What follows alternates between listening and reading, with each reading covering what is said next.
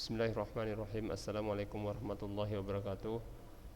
Alhamdulillahirrahmanirrahim. Wassalatu wassalamu ala rasulillah wa ala alihi wa sahbihi ajma'in, amma ba' Taqabballahu minna wa minkum. Saya ucapkan kepada antum semua, anak-anak Ustaz yang Ustaz sayangi dan Ustaz banggakan, kelas 10 SMA Ulun Medan.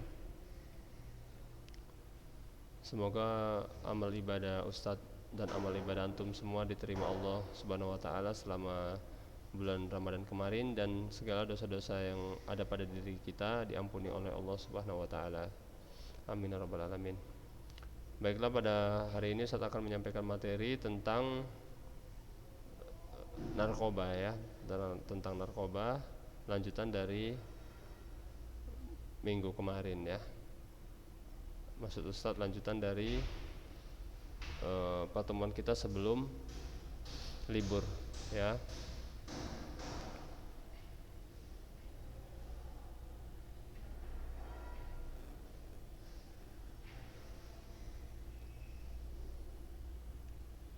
Pada minggu kemarin kita sudah membahas tentang apa itu narkoba ya, apa itu narkotika, apa itu psikotropika, apa itu zat adiktif ya, dan cara obat masuk ke dalam tubuh. Kemudian bahaya penyalahgunaan narkoba ya.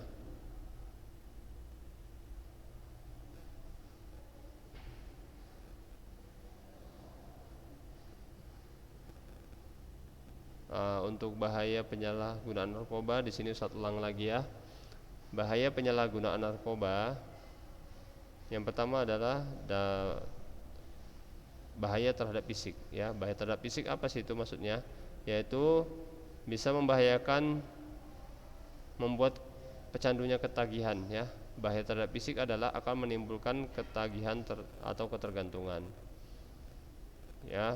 Kedua, mengganggu mental atau mengganggu jiwa ya. Orang kalau sudah memakai narkoba, jiwa atau mentalnya akan terganggu, gampang emosi ya, gampang marah, seperti itu. Emosinya tidak bisa dikendalikan. Kemudian mengganggu kesehatan ya. Sudah pastilah kesehatan terganggu kalau udah makin narkoba ya. Kemudian cenderung menjadi pelaku kejahatan. Kemudian mengakibatkan kematian. Ya, orang kalau sudah makin narkoba dua aja tujuannya itu. Kalau tidak dipenjara ya, akhir dari tujuan hidup dari pemakaian narkoba ya. Kalau dia tidak tobat, penjara atau kematian, itu aja. Akhir dari perjalanan pemakai narkoba jika tidak tobat adalah penjara berakhirnya atau kematian. Itu saja. Tapi kalau tobat ya bisa hidup di masyarakat ya, tidak dipenjara ataupun tidak meninggal, tidak mati. Tapi itu kalau tobat. Tapi untuk tobat susah sekali kalau orang sudah makin narkoba tobat ya, karena dia sudah terjangkit badan ini ya, badannya sudah terjangkit dengan zat-zat yang berbahaya tadi ya, susah untuk menghilangkannya. Kemudian bahaya terhadap fisik lainnya tuh memupus intak ya. Memupus maksudnya intak adalah iman dan takwa. Kalau orang udah makin narkoba sudah pasti dia tidak akan bertakwa, nggak mau sholat, nggak mau puasa. Kalau sholat pun dia mungkin hanya Jumatan aja, Jumatan ngambil saf depan untuk kamuflase, untuk seperti bunglon ya, seolah-olah orang agar menganggap dia, oh ini rajin beribadah. Nggak mungkin pemakai narkoba atau pengedar narkoba ini, dia rajin sholat. Nah, dia nggak tahu dia sholatnya itu hanya cuma Jumatan aja, bisa ditandai ya. Orang munafik kan bisa ditandai, orang-orang jahat itu bisa ditandai dari sholatnya. Dia sulit melakukan sholat subuh dan sholat isya, terutama sholat subuh dan isya. Wah, itu sulit sekali. Sejahat-jahatnya orang ya, kalau dia rajin sholat subuh dan isya, insya Allah dia kejahatannya itu hanya kejahatan yang kecil lah ya. Mungkin kejahatan mau bergosip, atau kejahatan mau apa ya, yang dosa-dosa kecil lah ya, masih mau dilakukan meskipun dia sholatnya rajin, sholat 5 waktu ya. Tapi kalau dia sholatnya nggak sholat subuh, nggak sholat isya ya, Itu ciri-ciri orang yang munafik, ya. Ciri-ciri orang munafik kalau sholat subuh dan isanya dia malas. Nah seperti itu, bisa dilihat seperti itu. Apalagi pemakai narkoba, Ustadz jamin tidak sholat dia, sholat asar, subuh, zuhur tidak sholat ya. Dia sholatnya mungkin kalau ada pun sholat dia itu hanya kamuflase, dan biasanya dia sholatnya itu hanya hari Jumat aja, menutupi kedoknya dia ya, seperti itu.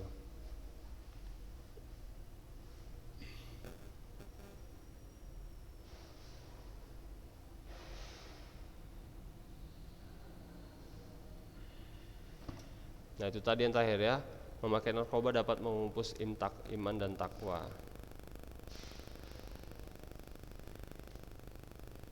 Kemudian selanjutnya adalah kerusakan fungsi sistem saraf pusat otak.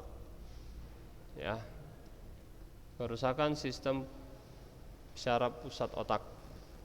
Otak adalah bagian terpenting dalam sistem saraf pusat, sehingga otak dilindungi oleh tulang tengkorak yang sangat kuat. Nah, saking pentingnya otak kita ini ditutup oleh tempurung otak, tempurung kepala ini yang sangat kuat nih ya, kuat. Nah,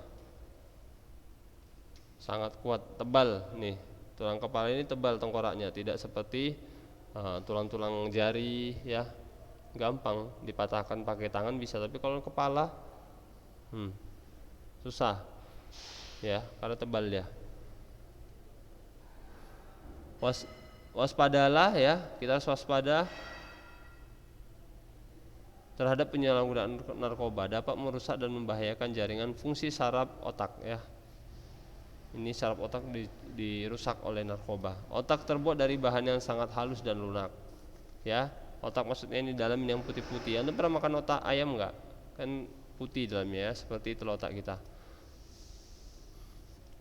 Otak terbuat dari bahan yang sangat lembut, halus dan lunak, di mana dilakukan miliaran pesan-pesan elektronik yang menggerakkan seluruh tubuh dan mengendalikan berbagai fungsi penting seperti jantung, paru, kelenjar, hormon, dan pencernaan. Di samping itu juga terdapat kemampuan berbahasa, melakukan berbagai pemecahan masalah secara logis rasional mengenai berbagai cita rasa, benda, dan cairan yang masuk ke dalam mulut dan menyentuh lidah, mengenali berbagai jenis bauan, gas, atau udara yang masuk ke rongga hidung, mengingat sesuatu yang pernah dipelajari, dan ribuan fungsi lainnya. Karena itu sistem saraf pusat otak adalah bagian tubuh yang memberi hidup pada kita yang bisa kita jaga dengan baik dan hati-hati. Penggunaan narkoba sangat membahayakan fungsi sistem saraf pusat, maka harus dicegah sedini mungkin dengan menjauhi narkoba. Ya, jadi otak kita ini gunanya sangat vital ya. Kita bisa mencicipi rasa makanan itu karena otak. Kita makan, misalkan makan apa ya, makan coklat manis ya kan, manis itu dari mana kita tahu manis? Dari otak. Diterima rangsangannya oleh lidah menyampaikan pesan saraf ke otak, dan otak menerima dari pesan dari lidah tadi, oh itu rasanya adalah rasa manis, seperti itu. Nah jadi otak ini sangat berperan penting ya. Bukan hanya itu lagi, otak juga berperan untuk mengingat masa-masa lalu, mengingat hafalan-hafalan ya. Kalau otak kita terganggu, kita mungkin bisa lupa dengan ingatan kita ya, pada hari 2 hari kemarin, atau mengingat kejadian-kejadian yang baru saja terjadi ya, karena narkoba tadi itu ya, dirusak otak kita. Otak kita ini kan bisa mampu mengingat bahkan kejadian 5 tahun yang lalu, 10 tahun yang lalu, 15 tahun yang lalu, kita masih bisa mengingat dari otak ini ya. Bekerja kita kalau mengingat-ingat apa yang terjadi ya pada 5 tahun yang lalu pada teman kita, sahabat kita bisa berpikir. Nah, otak itu sedang bekerja. Tapi kalau otak kita sudah rusak, apalagi akibat narkoba, jangankan masa 5 tahun 10 tahun yang lewat, masa 2 hari yang lewat, atau masa baru 2 jam yang lalu, kita udah nggak tahu apa ya yang terjadi 2 jam yang lalu, apa yang terjadi ya kemarin. Nah udah lupa, karena otaknya sudah dirusak oleh narkoba tersebut ya. Makanya jauhi narkoba ya. Berbicara, nah ini Ustaz berbicara juga adalah kemampuan dari otak ya. Ustaz berpikir Diperintah, terus kemudian otak memerintahkan mulut untuk berbicara. Nah seperti itu. Jadi nyambung. Tapi coba lihat orang-orang yang pakai narkoba itu, kalau udah otaknya rusak, nggak nyambung diajak ngomong. Kita ngajak ngomong ke A, dia ke B. Kita ngajak ngomong ke B, dia ke Z. Nah seperti itu, bukan ke C lagi, ke Z. Dia pun nggak sadar, udah nggak sadar dia, karena otaknya sudah dirusak, ya. Seperti itu ya, saraf-sarafnya sudah dirusak. Nggak.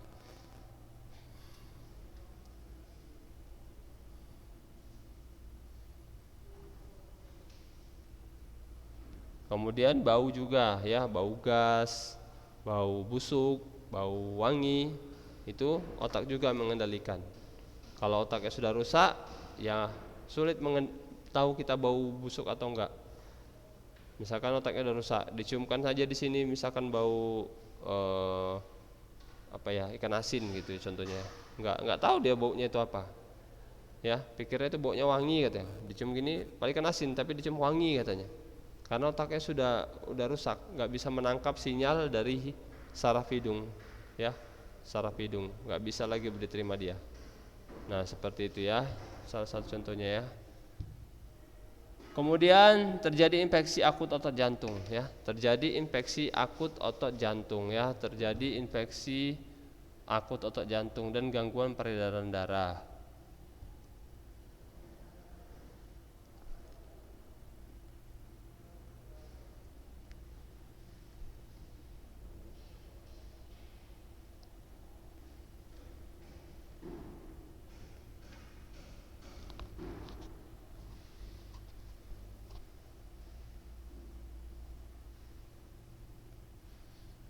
Kemudian yang keempat ya, menggunakan jarum suntik secara sembarangan rentan terhadap penyakit ya.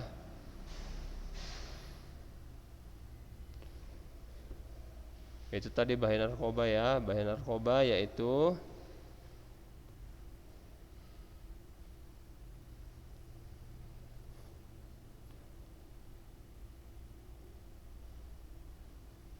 dapat menyebabkan virus HIV lah kita bilang ya. Dapat dari narkoba dapat menyebabkan penyakit ya, penyakit apa? HIV ya. Karena orang kalau udah pakai narkoba mau dia tuh ganti-gantian jarumnya, satu suntik untuk gantian 3-4 orang.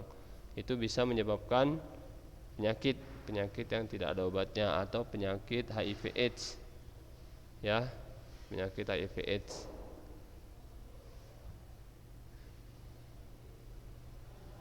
Kemudian menggunakan jarum suntik secara sembarangan rentan terhadap penyakit ya. Kalau narkoba ini juga membuat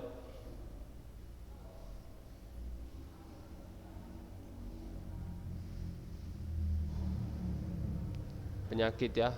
Ini sama dengan yang tadi nih, menyebabkan penyakit HIV AIDS ya. Menggunakan jarum suntik secara sembarangan ya, dapat menyebabkan HIV AIDS. Apalagi misalnya gini, contohnya gini ya, orang nih si biru kena HIV AIDS, dia melakukan suntik narkoba, ya. Kemudian datang si hitam, gantian aku minta suntik narkoba katanya. Dikasih suntik yang sama si biru, jarum suntiknya disuntikkan ke tubuh si hitam ini, si hitam sendiri yang menyuntik. Nah itu bisa tertular virus HIV AIDS. Dari apa? Dari darah tadi, darah yang menempel di suntik, di jarum tadi, dipinjam sama si hitam, disuntikkan lagi ke tubuhnya, maka dua-dua bisa kena HIV AIDS. Nah seperti itu ya.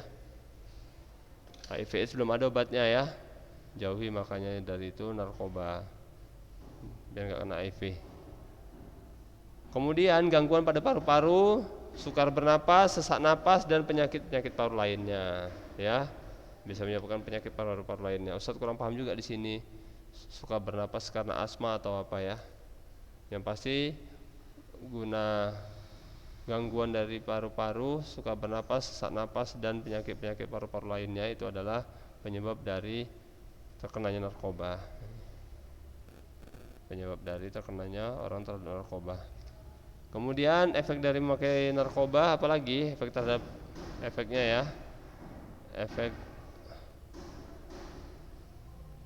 terhadap pemakaian narkoba yaitu susah buang air besar karena kinerja saluran cerna pada lambung usus besar terganggu ya. Susah buang air besar karena usus cerna pada lambung usus besar sudah terganggu ya.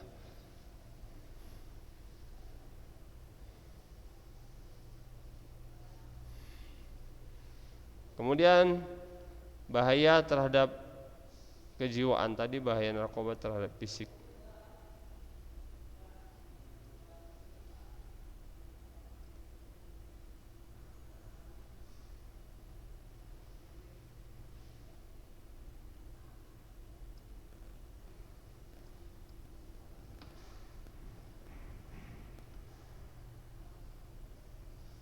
Bahaya terhadap kejiwaan ya.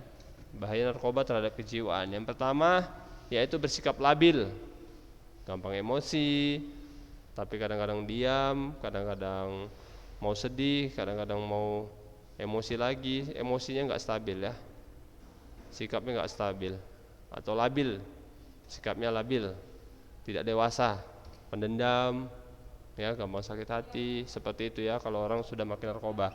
Kemudian cepat memberontak, nah cepat memberontak dinasihati marah, ya diajak ngobrol tidak nyambung, ya makanya orang kalau udah makin narkoba, apalagi sudah berkeluarga, sudahlah siap-siap lah berantem aja itu ya kerjanya. Kemudian introvert dan penuh rahasia. Introvert artinya suka menyembunyikan sesuatu, suka menyembunyikan sesuatu, takut terbongkar rahasia dia itu memakai narkoba, ya dia mengedar narkoba mungkin ya, dia takut terganggu rahasianya, makanya dia jadi bersifat introvert, ya introvert dan penuh rahasia. Yang empat, sering berbohong dan suka mencuri. Sering berbohong dan suka mencuri, nah udah pasti ya, karena duitnya sudah habis semua, duit habis di tabungan, di lemari untuk beli narkoba tersebut. Terakhir udah habis, jadilah dia jadi pencuri ya.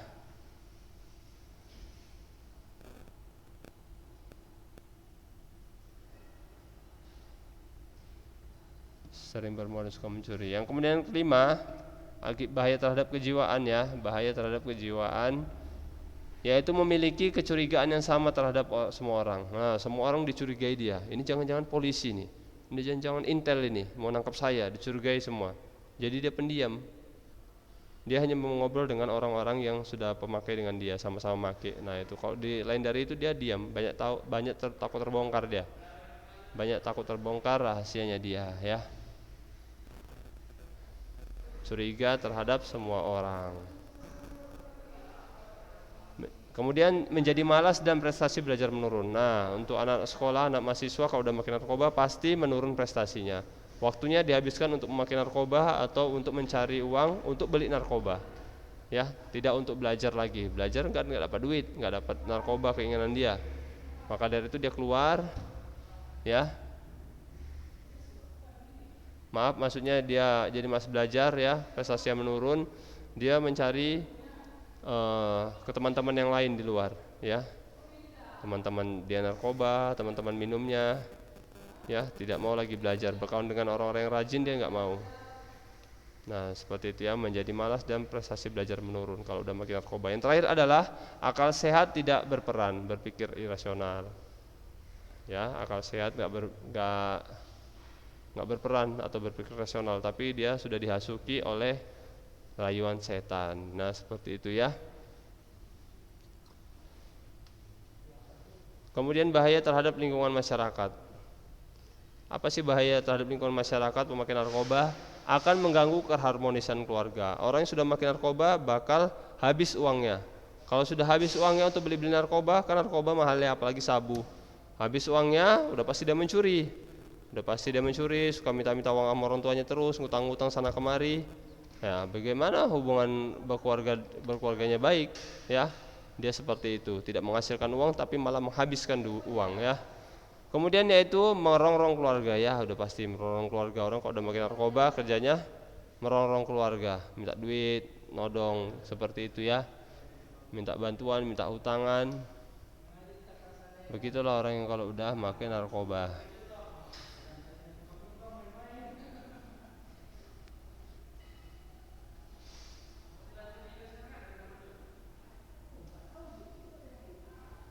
Kemudian membuat aib keluarga ya, bahaya terhadap lingkungan masyarakat ya, atau bahaya narkoba terhadap lingkungan yaitu membuat aib keluarga, keluarga malu ya, apalagi kalau orang tuanya baik ya, anaknya pakai narkoba seperti itu, orang tuanya malu lah pastinya ya, banyak ngejek-ngejek, oh nggak bagus mendidik anak pemakai narkoba anakmu, katanya kayak gitu kan. Nah sudah pasti keluarga memiliki aib seperti itu ya. Kemudiannya hilang harapan keluarga, hilangnya orang kalau udah makin narkoba 90% hilanglah itu masa depannya ya, karena sulit untuk sembuh.